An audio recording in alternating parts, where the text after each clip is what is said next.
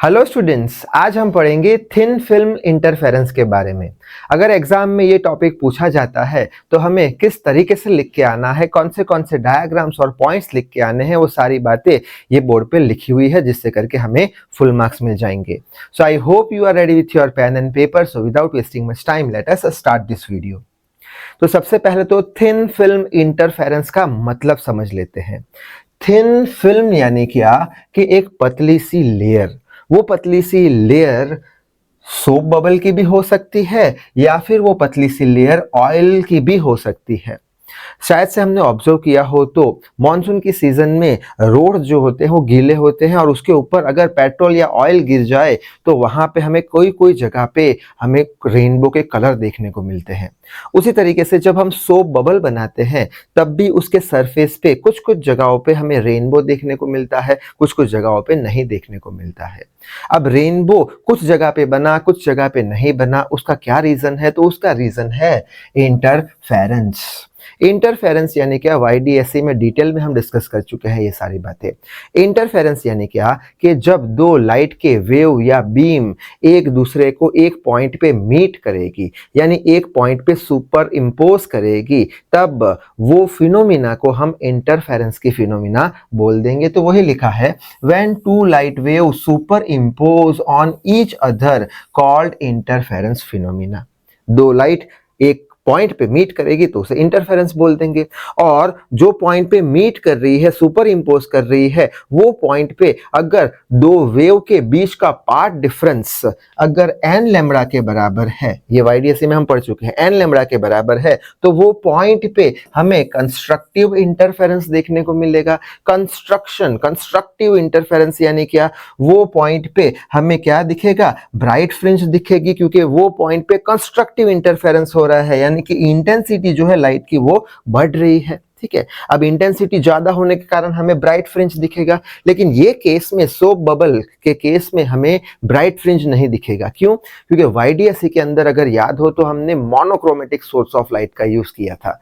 Monochromatic source of light यानी क्या, single colour की लाइट, चाहे वो ब्लू हो या फिर ऑरेंज हो या फिर रेड हो, जिसके कारण वहां पे मोनोक्रोमेटिक सोर्स ऑफ लाइट का यूज किया था तो ब्राइट और डार्क फ्रिंज मिलती थी। यहाँ पे सनलाइट का यूज कर रहे हैं। सनलाइट व्हाइट कलर की लाइट होती है जो 7 रंगों से बनी होती है, violet, indigo, blue, green, orange, yellow और रेड। यानी इस केस में जब कंस्ट्रक्टिव इंटरफेरेंस होगा तब ब्राइट फ्रिंज की जगह पे हमें क्या मिलेगा? लाइट की इंटेंसिटी तो ज्यादा होगी, लेकिन वहां पे हमें रेनबो देखने को मिल जाएगा। क्यों? क्योंकि पार्ट डिफरेंस इतना है, कंस्ट्रक्टिव इंटरफेरेंस हो रहा है।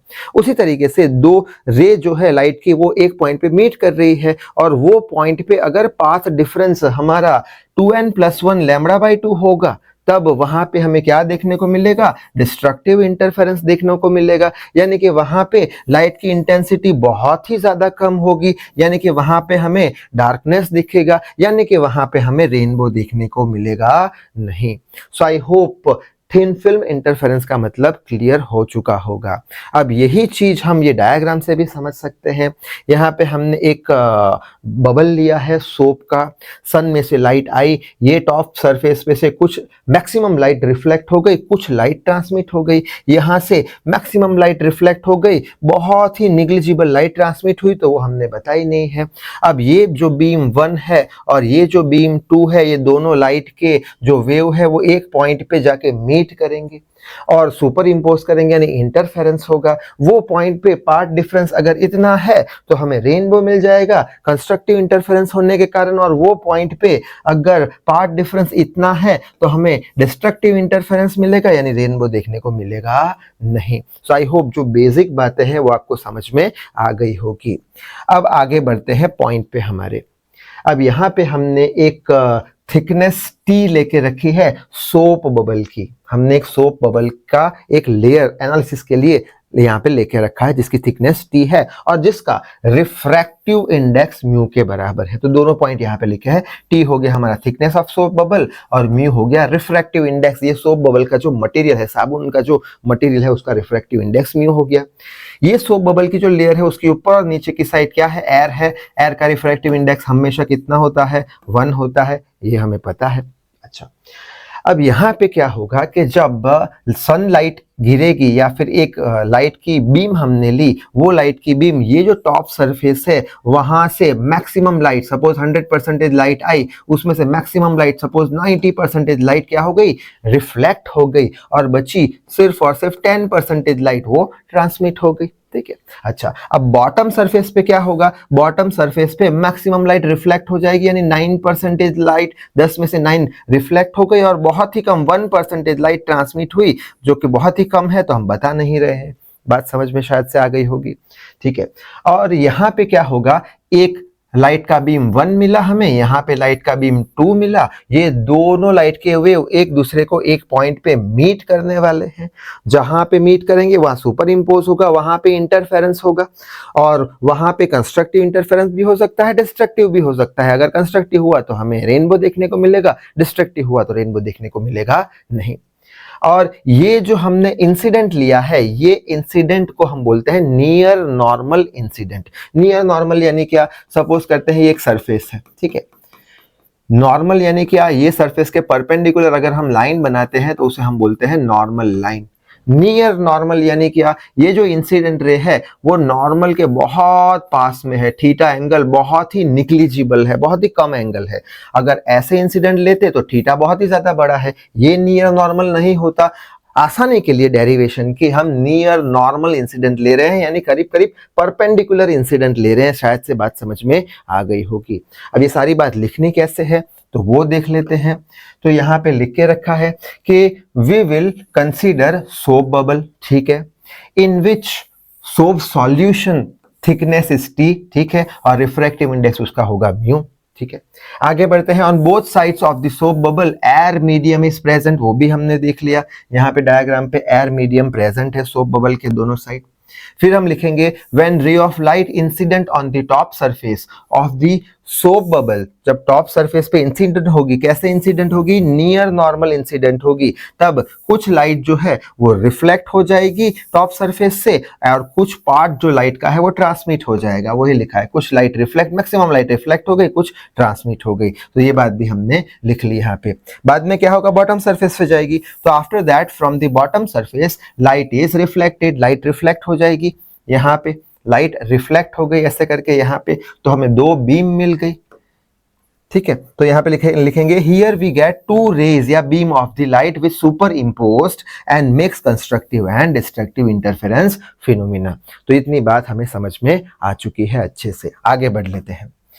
अब यहाँ पे मेन इंपॉर्टेंट पार्ट क्या है कि जब लाइट टॉप सरफेस से रिफ्लेक्ट होगी, तो हमने हर एक वीडियो में एक टॉपिक का मेंशन किया है, शायद से आपको याद हो तो स्ट्रोक्स रूल। स्ट्रोक्स रूल क्या बोलता है कि जब भी रिफ्लेक्शन होगा तो उसका पाथ डिफरेंस जो है λ/2 जितना कम हो जाएगा। यही चीज हमने न्यूटन्स रिंग में भी बताई थी, यही चीज हमने माइकलसन इंटरफेरोमीटर में भी बताई थी।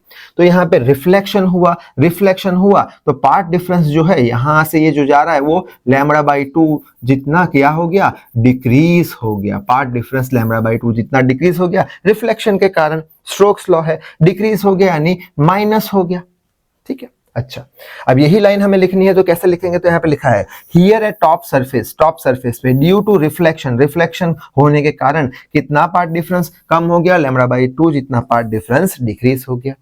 आगे बढ़ लेते हैं। अब ये जब लाइट बॉटम सरफेस पे आएगी तब क्या होगा, बॉटम सरफेस पे रिफ्लेक्ट होके वापस ऐसे जाएगी, यानी कि यहां से यहां लाइट आई और यहां से यहां लाइट आई, तो कितना इसने डिस्टेंस ट्रैवल किया, 2t जितना डिस्टेंस इसने ट्रैवल किया।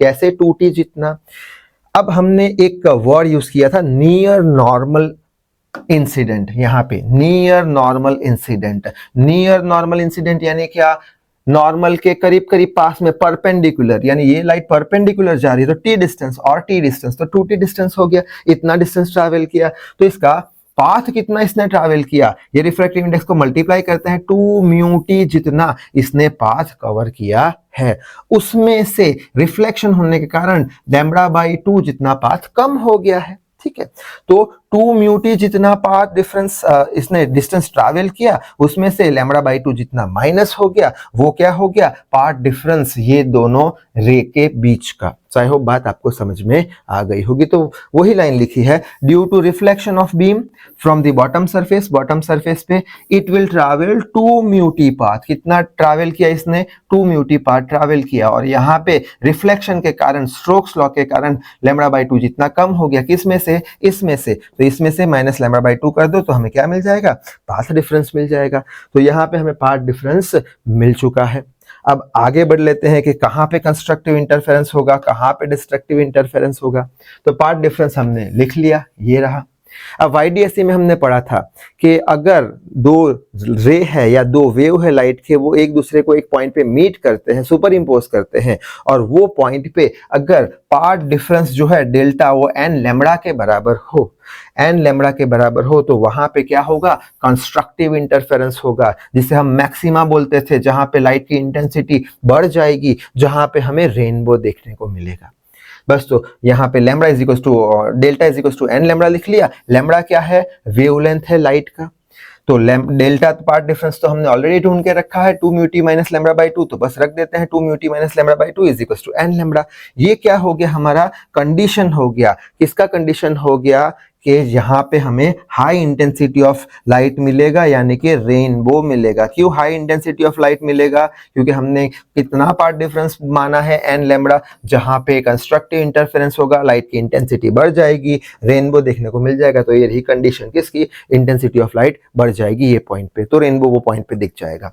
उसी तरीके से YDSE में हमने ये भी देखा था कि जब दो लाइट के वेव है एक दूसरे को एक पॉइंट पे मीट करते हैं, सुपर इम्पोज करते हैं, तब दोनों रे के बीच का अगर path difference delta 2n + 1 lambda by to अगर होता है, तो वो पॉइंट पे हमें डिस्ट्रक्टिव इंटरफेरेंस देखने को मिलेगा, मिनिमम इंटेंसिटी देखने को मिलेगी, जिसे हम मिनिमा बोल देंगे। ठीक है, यानी कि वहां पे हमें डार्क फ्रिंज मिलेगी, कोई रेनबो देखने को मिलेगा नहीं। तो यहाँ पे हमें रेनबो देखने को मिलेगा नहीं। तो ये जो हमारा पार्ट डिफरेंस है वो ऑलरेडी हमने कैलकुलेट किया है, two mu t minus lambda by two. तो पार्ट डिफरेंस की जगह लिख लिया two mu t minus lambda by two is equal to इसके बराबर। ये किसकी कंडीशन मिल गई, ये कंडीशन मिल गई हमें डिस्ट्रक्टिव इंटरफेरेंस की। मिनिमम इंटेंसिटी होगी लाइट की, तो यहाँ पे लिखा है लो इंटेंसिटी होगी, और रेनबो देखने को मिलेगा नहीं। So I hope thin film interference क्या है वो आपको अच्छे समझ में आ गया होगा। तो इस वीडियो में बस इतना ही। Till then read hard, work hard. Thank you very much.